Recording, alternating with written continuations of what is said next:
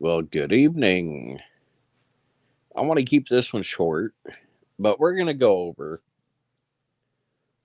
the number one way the cartel laundries dirty and blood money in the United States. They do that by the real estate. When I say real estate, it's the purchasing and sales of properties, be it houses, apartments, land. And when I say follow the money, go to Beacon Tax and Property Information that sits right there. Schneider has it on Beacon Tax and Property Information. Howard County, Kokomo, and Carroll County. Follow the money. When I say follow the money, how can a prosecutor, Howard County, sitting prosecutor, become a partner with a Korean investor and putting more money than they could ever, and I mean ever, in years of their position, what they're paid? How can they put down more than they would ever make in a year or years at that in their elected position on a property that now is becoming a battery plant? When it comes to a former commissioner, this is what I'm going to show you guys. When it comes to a former commissioner, his real estate company, when you've got more than one brokers that show back multiple friendships with more than one big dealer that was in a, uh, I would say, federal raid on DEA and others being involved, 2018. When you've got brokers of a well-known real estate mogul right there in Kokomo being friends with multiple individuals dealing some big names. And when it comes to the Kingpin family members, you've got uh like the Espinoza families. What is multi-felons being friends with law enforcement, some very, very big names like Tony Slocum, being friends with the Espinoza family, one of the Kingpin family members of the Kingpin family.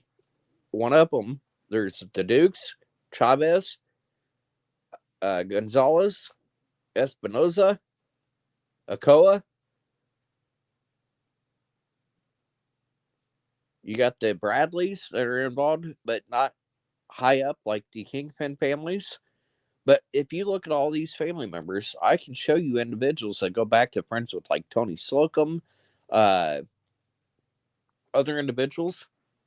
But what is a commissioner of a local county, and a commissioner's job is they're the lead. They're almost like the prosecutor, but they have a little bit more pull when it comes to getting actions taken and pretty much being the shot caller, legal shot caller of that area. The commissioner covers a lot of jobs. But what is a active commissioner at the time? His personal business is real estate. What is his brokers, more than one, being around Kingpin family members, as well as uh, dealers that were in the 2018, 2020, 2022, and a few small raids in between? It makes you go, huh. The number one way, like I said, for this cartel to launder its money, turn dirty money into clean money, is real estate. Then giving large sums to certain individuals to here, clean this money, go spend this money, and what you get back in return, give it to us, and we'll give you a cut of what you just cleaned. The more money that can be laundered at one time, the better. How best to do this when, oh, hey, you're an elected official. You get in trouble. You can only take the fall. Can't come back on us. Because if you do, working with us is going to get you more time. So, it makes you wonder. Then seeing this same drug ring being protected by KPD, Indiana State Police, I'm going to actually redo a video that I have up, and I'll see if I can play this while I'm on with you guys right now, where I've got it on my page right here, the 2018 KPD interview with Indiana State Police Charles Chuck Myers, Miami Post, and Kokomo Police Detective Benzinger. Mind you, if you look back on my community wall post, there is took an early retirement out of Kokomo and retired from Kokomo to take a job for Carroll County as a school resource officer, like 2013 on. And some of what he says, somebody asked him about their corruption, like Kokomo, and what they knew about it.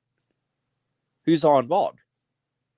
Look what he says. That is a law enforcement individual that tried running for sheriff and said he was too clean, wasn't dirty enough to run for sheriff. He was too clean. But yet, what I see them being friends with makes me wonder. You got Robert Ives, among a few others, but if they know so much, knows about the dirty individuals involved, which is now like a former deputy, now a sheriff, among others, if you know about this information, why are you sitting on it, not becoming like state witness? Hey, there's something bad going on. They're using their elected positions, their powers, and it's keeping things like this, what he was kind of talking about, two active MS-13 cartel houses used as trap houses, drug houses, sitting in a small town like Delphi. And nobody knows law enforcement wise. This officer let it be known, look, there's two active drug houses by the cartel and MS-13 running it right there in Delphi. Whoa, who would have thought? But when I'm talking about, look at Gabe Ellis, like his mom, Bonnie Earlbeck, she was friends with the former mayor, Goodnight, and among other elected officials and law enforcement.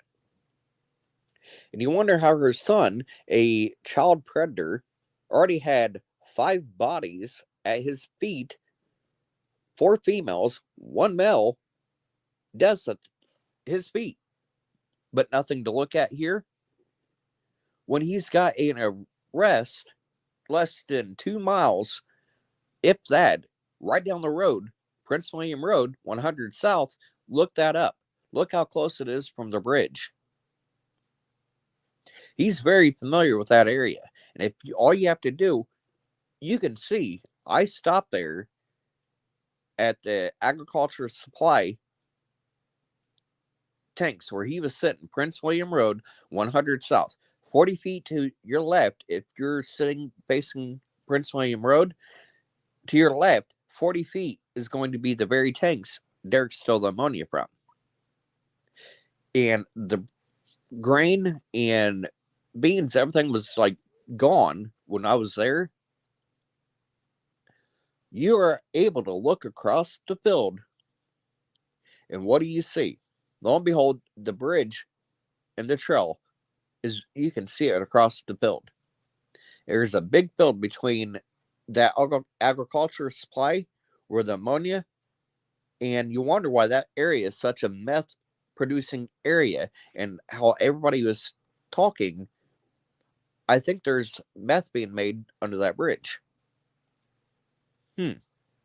You got a source for better grade ammonia uh, coming from an ag resource center uh, makes better grade meth. Look it up. The better their ingredients, the better quality the meth. Shake and bake is one of the lowest grades. But if you've got better materials instead of this, you got the actual uh, better grade like ammonia and other ingredients, you get better quality meth that sells for more. I've been looking this up and had some research. The household goods and shake and bake like is the most minimal and the lowest grade. The better the materials like ammonia, the better grade the drug itself is going to be when you make it. It's freaking weird. I do have to hand it to some of these that cook it. You've got to know a little bit of chemistry, a little bit of this, a little bit of that, how much and how not to overdo it. And if you overdo it, it's going to go kaboom, blow up on you, catch fire if they don't do it right. So these little tweakers are doing a bit of chemistry 101 on when they're doing what they're doing. But we're going to go back to the subject matter. Beacon tax and property information. And there's a group that will open many of your guys' eyes on, just like you're seeing on Richard Allen's case in the Delphi girls. The same railroading, the same setting one up to take the fall is happening to a case that happened 126 days before Delphi. Karina McClurkin and Flint Farmer. The same ring, the same individuals, but in the heart of this cartel operation, KOKOMO, a missing killed case happened, and they're railroading and trying to set up only Flint Farmer to take the fall. When Marlena, her own words, was a firefighter that did what he did and choked her to death. That came from her own mother. Gabriel Ellis was trafficking her.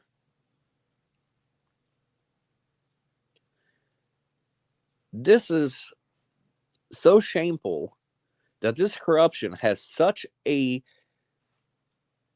sadistic way of, when it comes to, yes, I've personally seen it, having a hand when it comes to like a coroner, medical examiner, fudging paperwork causes a death at times to benefit and protect, and nothing to see here. Don't look at this ring. Don't act on this ring over this death. And kind of help protect this ring at times more than once.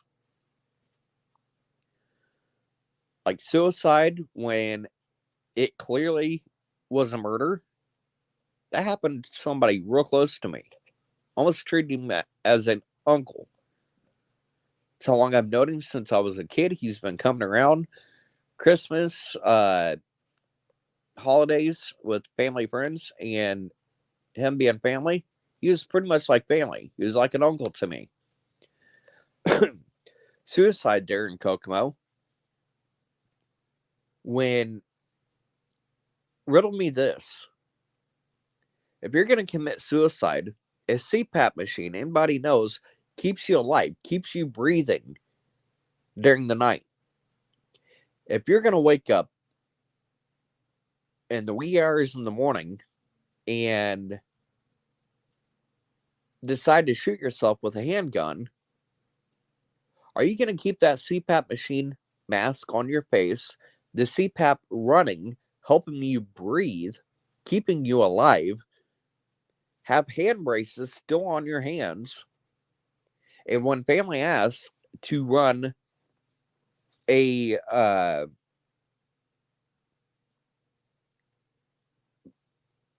the gun residue test on his hands, they refused. Why would you refuse if somebody was to shot themselves with a handgun? You're going to have the residue on your hands. It won't show under your palms. It'll show on your fingers, backside of your hand, your wrist, the wrist brace. All that would have the gunshot residue on it. But they refused. There were some guns, money missing from the house. And even at his funeral, when you're hearing his mother up there saying, my son didn't do this. What we know,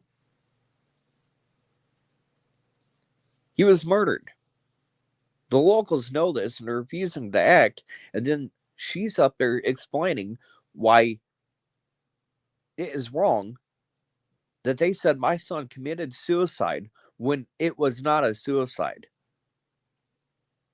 He was not suicidal, not a suicidal bone in his body. He was one of the aka Santa of KOKOMO.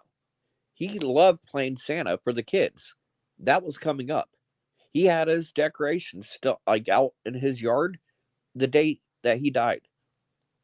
He would do anything for these kids when it comes to he'd actually grow the real beard, dye his eyebrows, beard, hair, and put on the weight.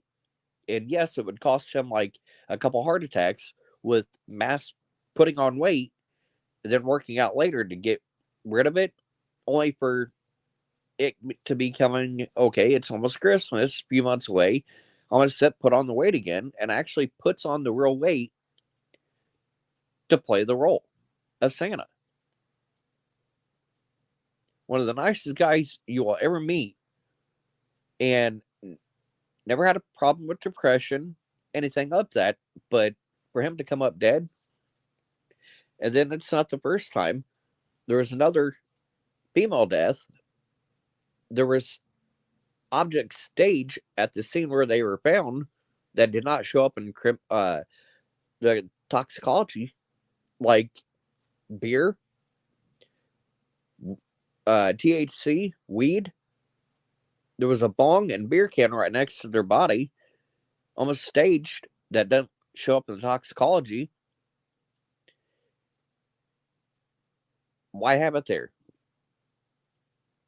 And you got a family member saying it was a staged scene, but yet, oh, we're just going to count it off as suicide, no murder, nothing to see here. But when you look deeper, the cartel, that ring shows around it. Would have like more than reasonable doubt individuals in and around there showing back to more than one case. Nothing to see here.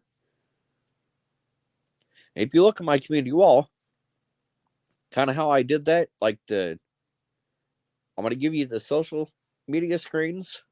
I'm going to give you a mugshot. Then I'm going to give you the charges. And we're going to start doing a big web. And if you would print out what I'm showing on each screen, I'm also going to, as I do each case, about 30 cases, I'm going to be trying to put as many pictures as I can where you can print these out.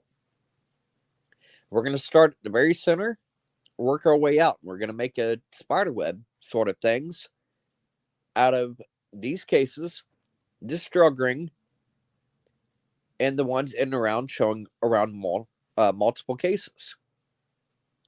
If you print this out or even start your own little web, I'm going to give you every bit of information, each name, what case they go back to, what suspect they go back to, in full. And once you guys see this, you're going to see, like, wow. The motive, the cause, the who, what, when, why, and how. you will see, clear as day, look towards this drug ring, that cartel, and the ones that are helping and protecting them. We know all about Gabriel Ellis. Nothing to look at. Throwing him under the rug. Indiana State Police and KOKOMO on somebody, Daniel Nations, not only has connections, affiliations with family members, billing for them, supplying them, but just like it said, 9 times out of 10 on a child's disappearance, kidnapping, or murder, look towards family and family friends first. Don't look away. People that know the family, because 9 times out of 10, it's somebody that knows the family and the family knows directly that are behind a lot of these children's cases. Open your eyes, and like I said, from higher up, senators, the governor of Indiana has a real wicked interest on some real estate when it comes to Howard and Kokomo, that area. Plays a lot of interest what's going on real estate right there in Kokomo. Not saying, but it makes you wonder. And if you guys get time on Facebook, Kokomo in the Know 2.0. I brought this up, the corruption issue, to the FBI agent Michael Curtis over me out of the Indianapolis FBI when I was an informant. I was seeing corruption, bringing it up to him, and it's affected me directly. Don't think we haven't noticed about the corruption and that issue going on in Kokomo, Howard County, and surrounding areas. We know all about it. We have it sitting, brewing on the back burner, and we will act eventually. You've got one of your own agents, FBI, admitting you know and you've been following the corruption. Where's the RICO investigation at, for Christ's sakes? How many kids, how many adults' lives must be taken till you admit, look, we knew intel. We failed to act. It's allowed Flora. It's allowed Delphi. Nicole Bowen. Jeremy Patterson. Jamie Beasley. Baby Amia. Logansport. Daniel Haidt. Javon Blackwell, his 2 sons. David Kallenberger. Mariah Coy. Tony Klein.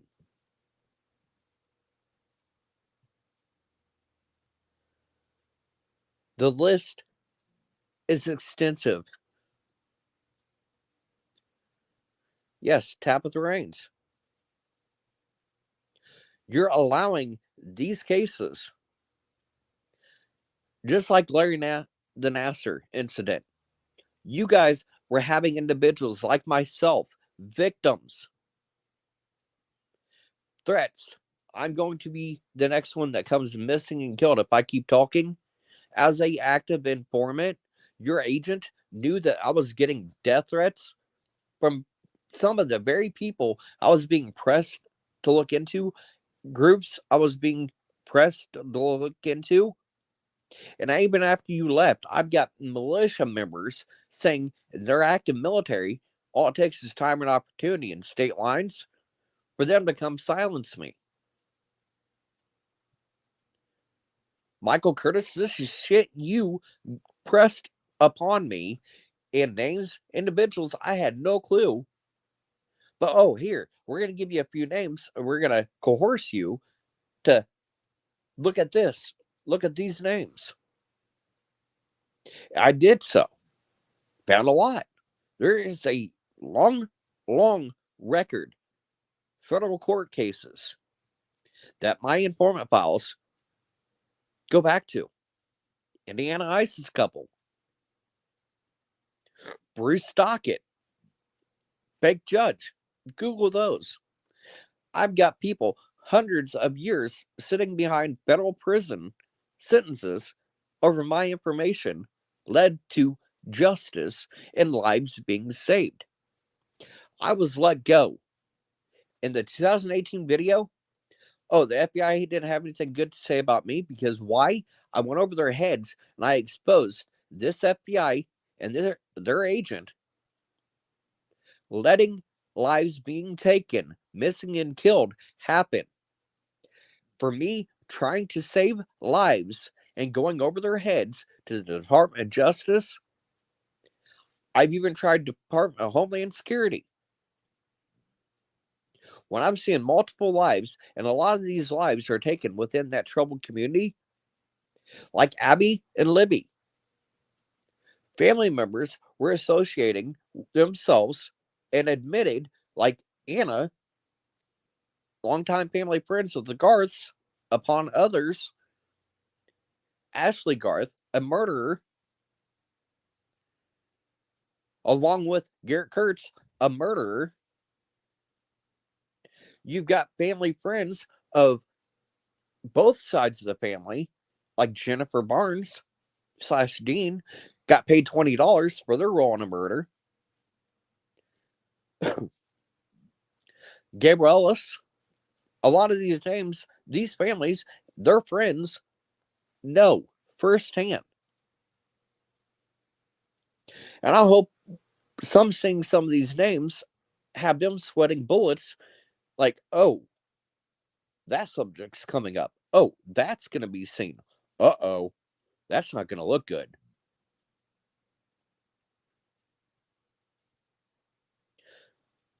But how many lives must be taken until you act? It's just sad when a lot of these individuals that are going missing and killed and their cases are being kept cold, no justice. The two toddlers down in Indianapolis, babies, never found. Cases are going cold. The ties back to the troubled community, and a lot of these cases within the troubled community, the same troubled community, a lot of corruption. People are paid off, proven over many, many years. Law enforcement being paid off to look the other way by a certain individual or group or mafia, cartel, drug ring. It's happened hundreds of years now. From bootlegging liquor to robberies way back in the days, like ancient times, individuals looking the other way. The mafia, for instance, just like this cartel. We're going to do this, we're going to do that, but here's some money. Help us budget, look the other way. How many lives must be lost? And if you guys would see the extensive amount, there's more than just the 70 that I said in Indiana. This just ties back to this ring that a RICO investigation would uncover. Do you realize if you call the Indianapolis DEA and try to get them to look into a case they did in 2018 there in Kokomo, even if you get to talk to an agent, they don't want to act. They know what the hell's going on. There's FBI documents that show exactly what's going on. They themselves, I want one of you guys to call and ask if Kokomo Police Department had a direct role on the 2018 raids. No. Why? Based off of conflicts of interest, they were only allowed to do outside perimeter detail, was not allowed to directly be involved in any of their arrest or going inside the properties. Why? Conflicts of interest. And look at the insider, how they're doing things like the diners.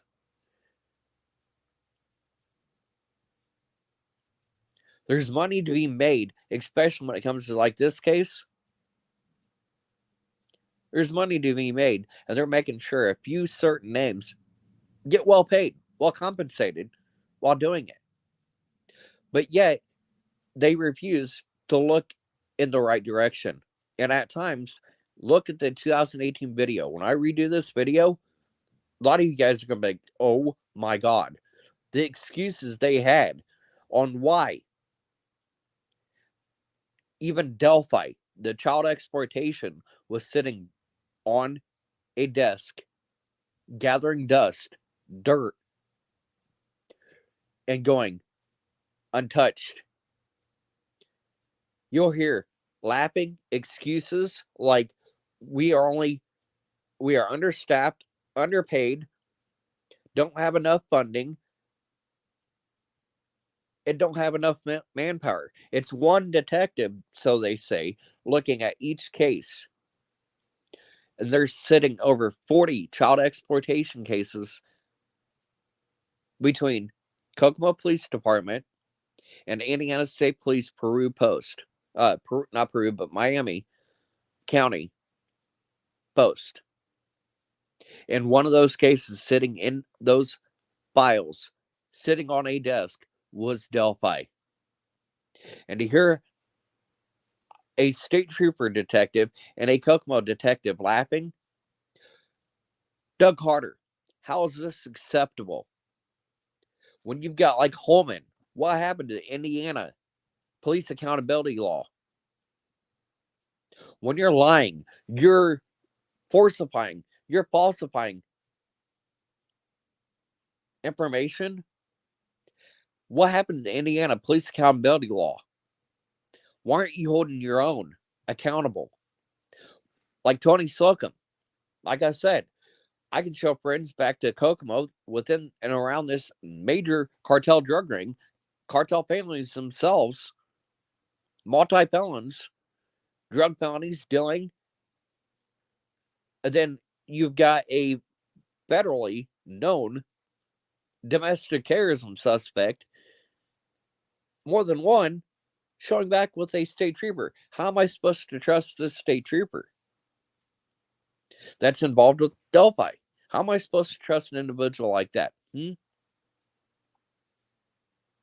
you got FBI knowing a lot of intel that's going on in Kokomo, Howard County, Carroll County, the corruption, but yet refuses to act. It's costing lives each day, each second that you're allowing this to continue. It's taking American lives, the same lives that you swore an oath when you took that badge to uphold and defend. The same oath I took in 2006 when I joined the Army. Protect my people and her nation from any and all threats, domestic and foreign. So help me God. I signed a paycheck with up to including my life to do just that. What is your excuse for not upholding the same very oath? And what do you have to say, Doug Carter?